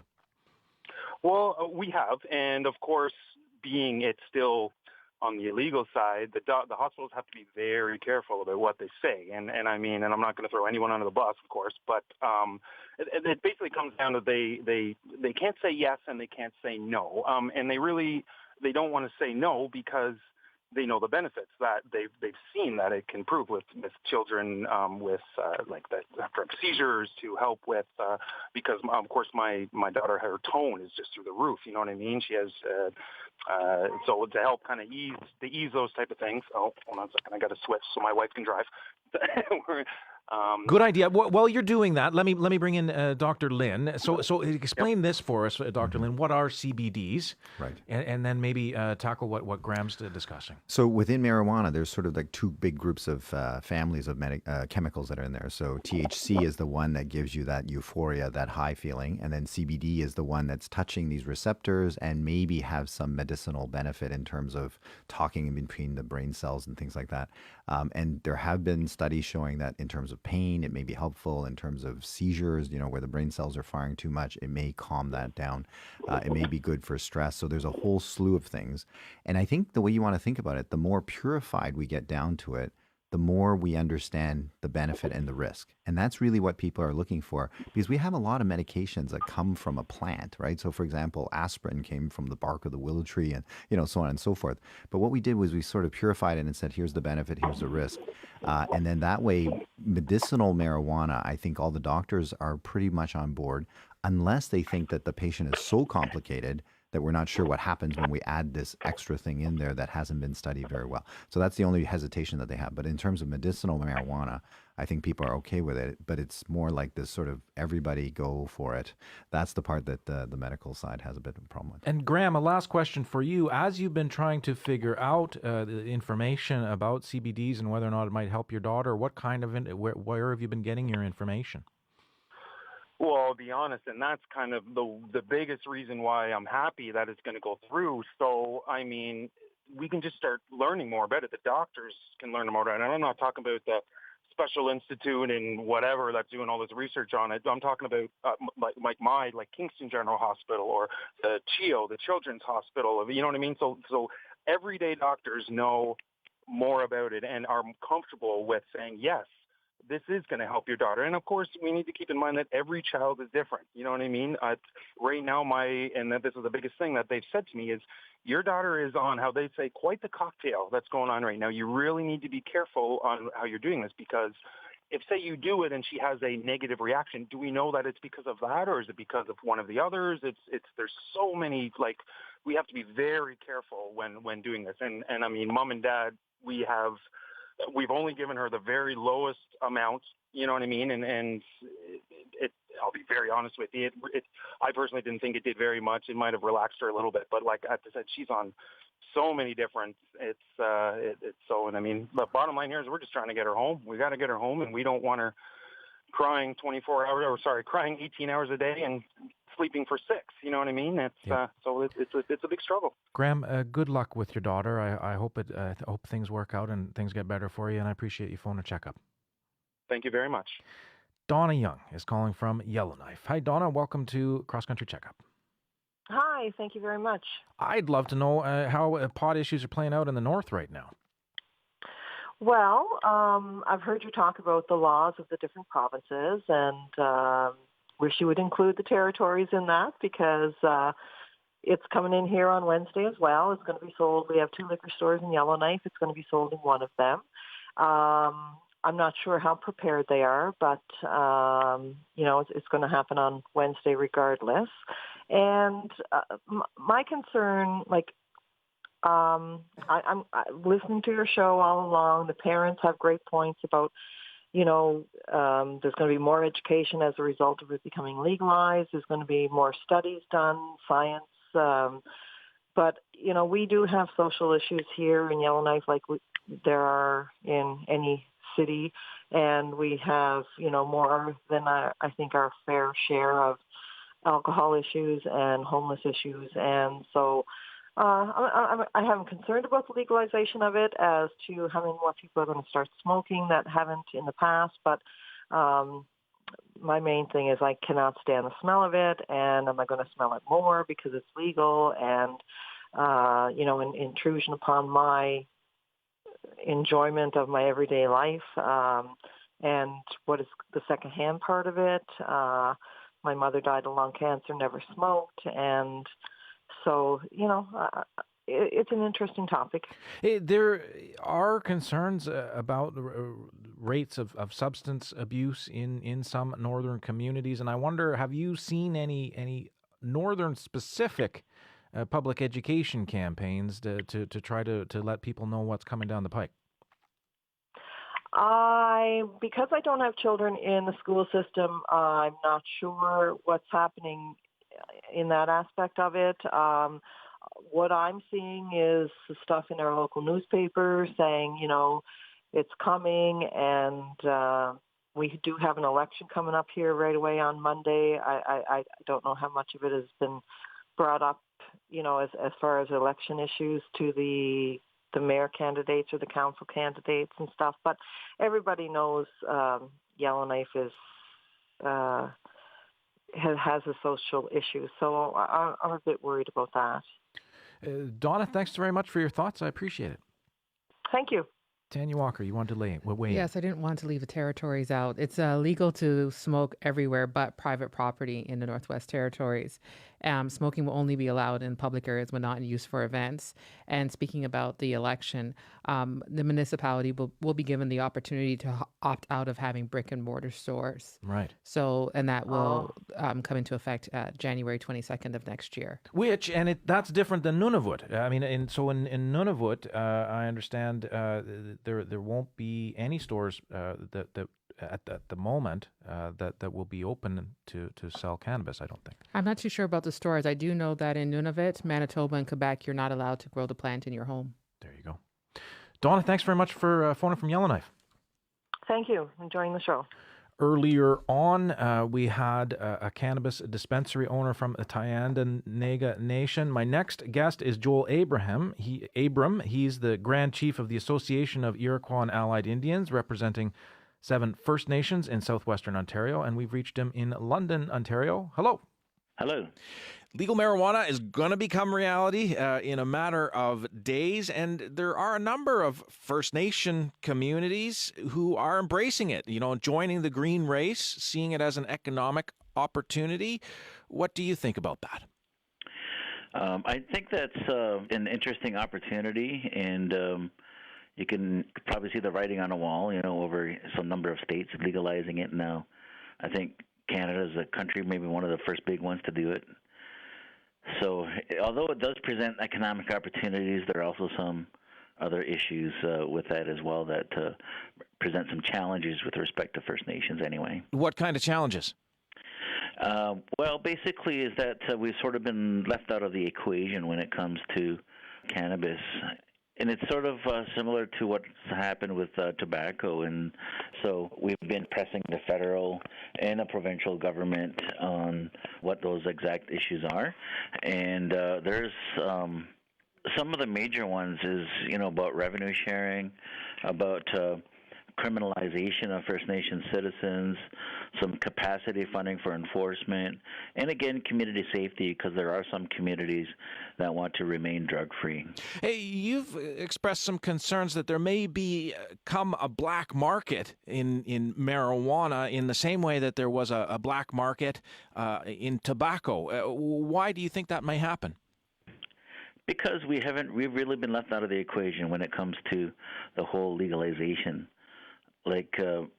Although if you ask First Nation citizens, they're not in a black market, they're just exercising their economic rights to make a living when it comes to tobacco, and they're taking the same tack when it comes to cannabis as well, a lot of them.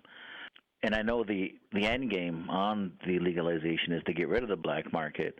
However, by ignoring First Nations capacity issues and those sorts of things, you're really opening that up and leaving a hole there for that to express itself through in First Nation territories.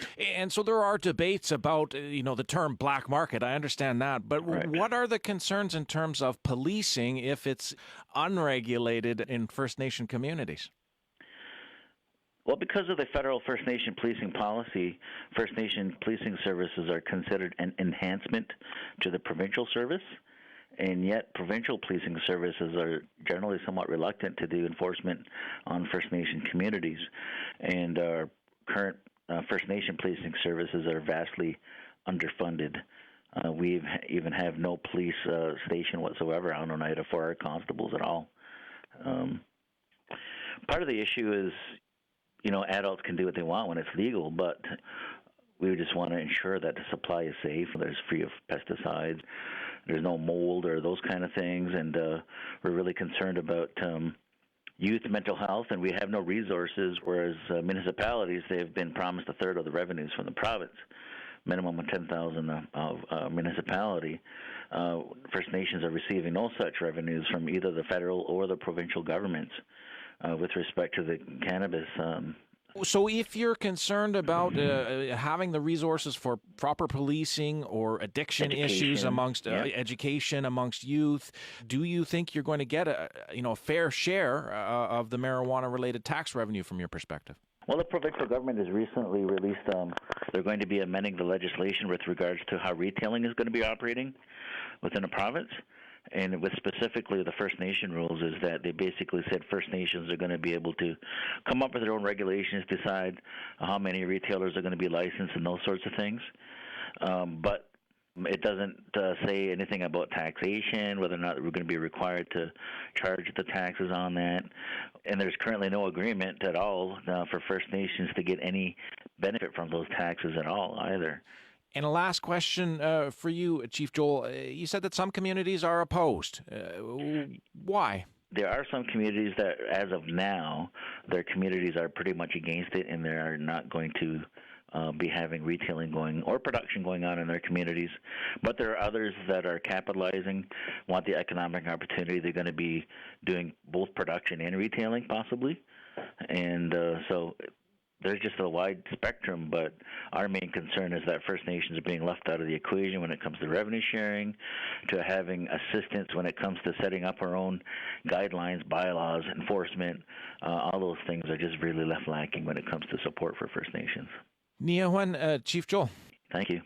That was Joel Abram. He's the Grand Chief of the Association of Iroquois and Allied Indians, and he spoke to us from London, Ontario. Leeson Clifton sent us an email. I'm a 55-year-old healthcare practitioner who just drove with her 27-year-old son who has debilitating anxiety to a medical dispensary store in Roseneath, Ontario. I bought oils for sleep disturbances and arthritis pain, and my son, who's also under care with his physician, got 2 different oils to help him treat his anxiety. Felt really good about our decision, but just dropped $250 and no coverage. Well, as we've been hearing, there are lots of questions still around how Canadians are going to deal with the October 17th legislation. Even law enforcement agencies across the country are scrambling to prepare their officers to deal with the new marijuana reality. Chief Neil Dubourd is the police chief for the Delta Police Department in Metro Vancouver. He's also the president of the BC Association of Municipal Chiefs of Police and chair of the BC Chiefs Traffic Safety Committee. Hello, Chief Dubourd. Hello there. Good afternoon. With only 3 days before legalization kicks in, what new measures are your officers going to be using to determine if a driver is impaired by marijuana? Certainly there's been lots of discussion, I think, on the standard field sobriety testing, or SFST testing that we do. In addition, there's been discussion and certainly training done in relation to drug recognition experts. So those are the 2 pieces of training that certainly our officers here in the Metro Vancouver area are going to be using to be able to deal with drug-impaired driving. There is this federally approved new roadside saliva testing device. It's called the Draeger Drug Test 5000. In Delta, you decided not to use it. Why not? That's right. So at this point in time, we feel that there will be lots of court challenges in relation to the drug tester 5000. In addition, we just weren't able to get one and get our officers trained and have them up to speed in time for the legislation that's happening this Wednesday. So we have purchased one. We will continue to do some testing with our experts, our drug recognition experts, and we'll see where that takes us over the course of 2019 and how we implement the drug tester 5000. Why do you think those tests are going to be challenged in court? Well, I think that certainly one of the things that we know about the drug tester or the Draeger drug tester is the fact that sometimes the climate within Canada may not be conducive to all those tests. It has to be in a fairly well-controlled environment. The second thing is that we know that those instruments are very expensive. They're about $5,000 each. And as a result, you don't have the number available on the street that you would have of the alcohol roadside tester. So we certainly don't want to see any unreasonable delays at roadside while we're waiting for a tester to be able to come in and give someone the drug test. That would be the second big problem with it. Yeah, and you're mentioning, you're talking about the weather. There have been, it's apparently supposed to operate between 4 and 40 degrees Celsius, and there are concerns about whether the test is going to actually function in the winter. Have your officers been talking about that with the one device you have? Certainly that is the discussion I think that's been happening with police chiefs across Canada is whether or not they will work in our inclement weather, minus anything in the minus degrees, will that instrument work? In addition, I think that the instrument has to be perfectly flat, and sometimes at roadside we don't always have the perfect environment to be able to use the Draeger drug tester. So what are you hearing from your officers about the kinds of scenarios that may be facing them in the coming days, if they're still just going to be using the standard field sobriety test that they've been using all along? Certainly, I think our officers have been doing drug-impaired driving for a long period of time. This certainly won't be anything tremendously new. However, we certainly have an increase. We're up to about 50% of our patrol officers now have the standard field sobriety testing. And in Delta, we have a very high ratio of drug recognition experts, so they're available on all the shifts as well for us. So we're well prepared to be able to use those two tools. Where the challenge will come is when it is challenged in court and the amount of time it will take for us to, number one, do the investigation and then be able to defend it in court. Will certainly draw on the resources from municipal police agencies. Can you explain something to me, certainly, because I don't know. I understand that if you have 2 nanograms but less than 5 nanograms, you face a summary conviction and up to $1,000 fine. How much pot is involved in 2 nanograms?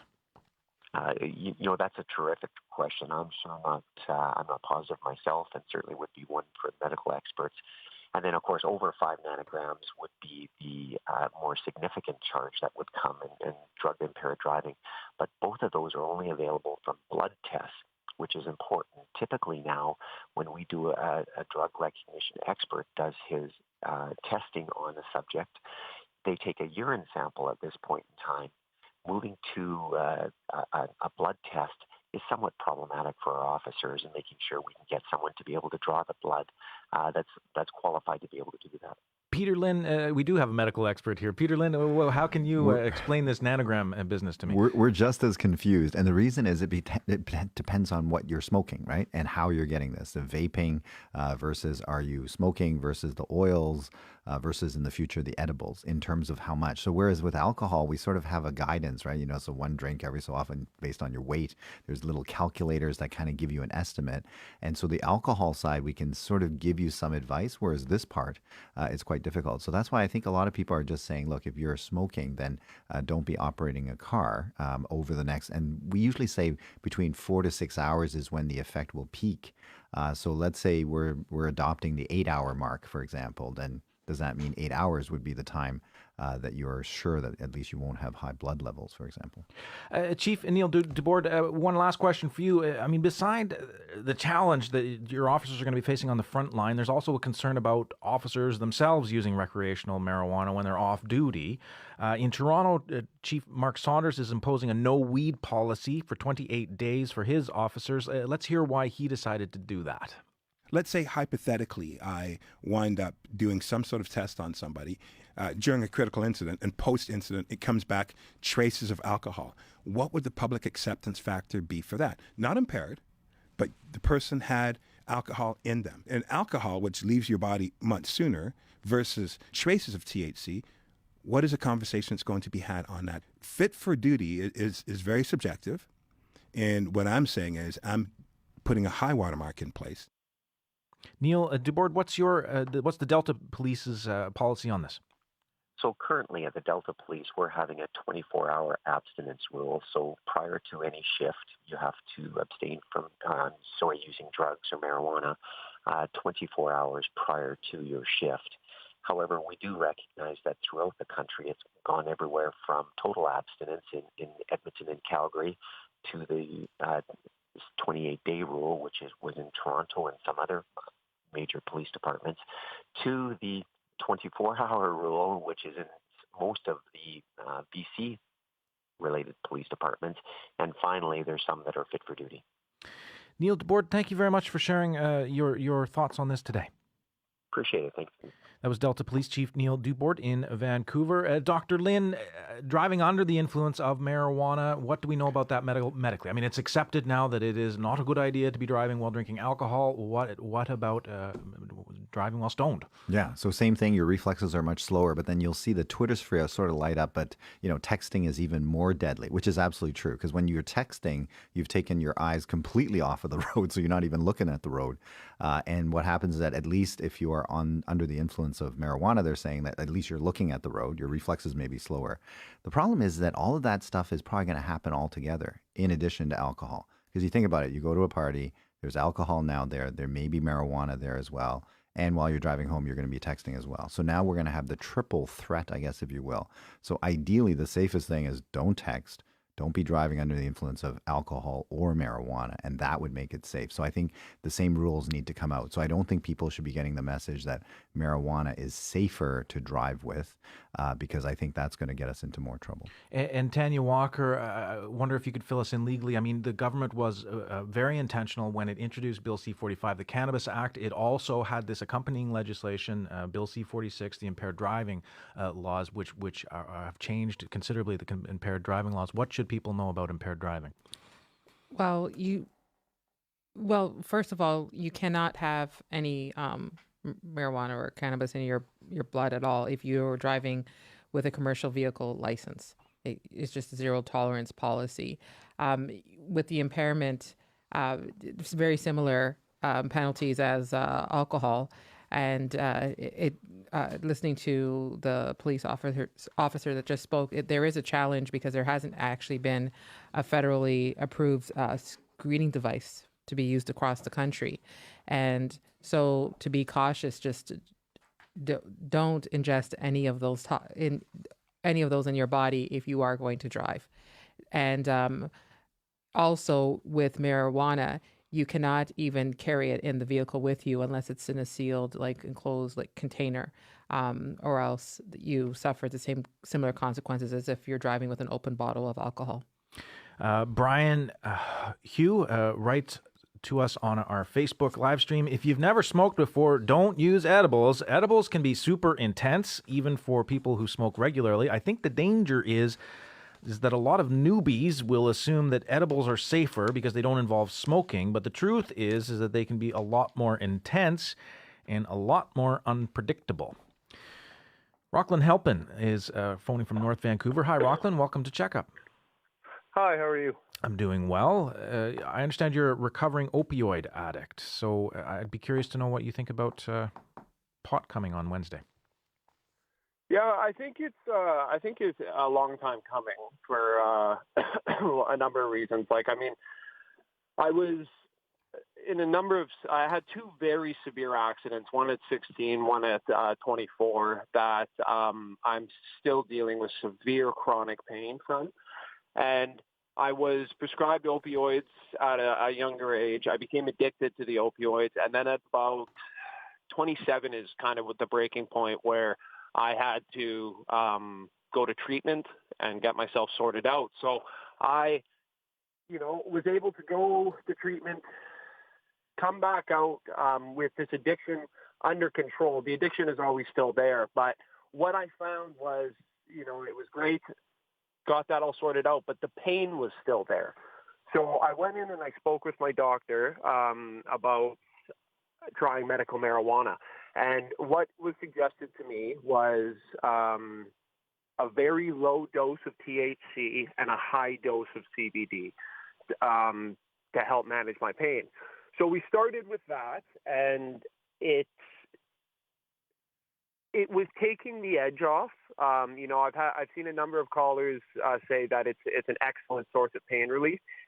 It may be from very mild to moderate pain relief, but anybody who's experienced severe pain will tell you that marijuana is not a valid alternative. But my biggest point and my biggest issue with, some of the callers saying that marijuana, is not addictive or not habit forming. And one of your callers even laughed when your medical expert said something. What I found is, and I am an addict. I come by it honestly, that I found my dependency just switched over to marijuana at this point. And it just triggered a whole bunch of things to the point where I needed to stop. So you've had callers say that, it's not physically addictive. It's the psychological dependency. My biggest issue with that is the psychological dependency is what gets people to use. The physical dependency is what keeps people using. So if, opioids, once you're kind of down that track, you go through a very intense physical withdrawal and a very intense mental obsession. Now, that mental obsession is still there with marijuana. And to say that it's not is, I think, harmful to the discussion. Rockland, I'm going to jump in. Really interesting thoughts that you've had sharing the how it's helped in terms of the opioids, but then also the challenges you've had. Thanks very much for sharing your story. Hey, my pleasure. Kathy Patterson is calling from London, Ontario. Hi, Kathy. Welcome to Checkup. Thank you so much. I'm getting to the end of the show, Kathy, but I understand you got a question. So can you share? Yes, I have never heard from anybody in the insurance industry. For example, all these people who are non-smokers who may, now that it's legalized, say, well, maybe I'll go out and try it. Are they now going to be considered smokers on their life insurance and a lot of these different policies? Because smokers have to pay an awful lot more. And so what I'd like to hear in the future is, how this is going to affect our insurance rates. People may get their mortgage through the bank, for example, and so they go out and say, okay, well, that's cigarettes. Maybe they have a joint or something like this, and they have, when they go to change institutions, let's say, for their mortgage, they have to apply for another insurance policy. They take a swab, and now they're considered smokers, or they're like, what's going to happen? Because I know rates between smokers and non-smokers are astronomically different, and whether Kathy, I'm going to jump in because I'm at the end of the show and I want to try to answer your question. So thanks very much for sharing that. Tanya Walker, you think you might have an answer? Yes, my thoughts with insurance is that you have to declare what you actually do, what kind of smoker you are. And if you don't, then when something happens, there is going to be a reason to find reason not to cover you. So I would think that insurance would expect you to declare that you smoke marijuana on a regular basis, or even if it's for medicinal purposes, so that you can have the adequate coverage.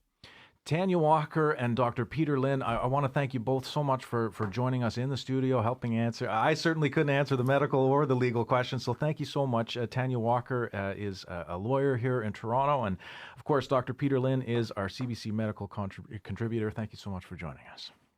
And that is it for today's show. Thank you to everyone who called in. If you missed part of the program, you can listen again anytime online. Go to our website at cbc.ca/checkup. There's our podcast there, show highlights, or you can join the social media conversation, which is kicking right along. And there are more special programs planned on CBC Radio regarding legalized marijuana. Anna Maria Tremonti, the host of The Current, is going to host a special town hall at the Canadian Museum of Nature tomorrow on Monday, exploring the issues around the legalization of marijuana. She's also going to interview Bill Blair, the Minister of Border Security and Organized Crime Reduction, and the man responsible for bringing the new law in force.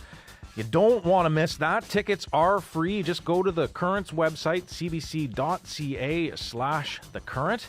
And if you aren't in Ottawa and can't make it there, the event will be broadcast on The Current on CBC Radio 1 on October 17th, this coming Wednesday, day one for when the legislation comes into effect.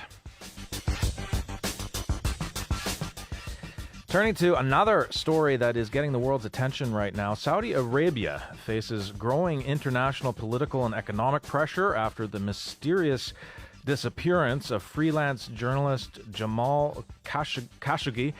The American resident disappeared during a visit to the Saudi consulate in Istanbul on October 2nd. There are unconfirmed reports that he was tortured and killed by a team of hitmen that flew in from Saudi Arabia. The kingdom stands defiant. That's coming up on CBC Radio 1, The World This Weekend.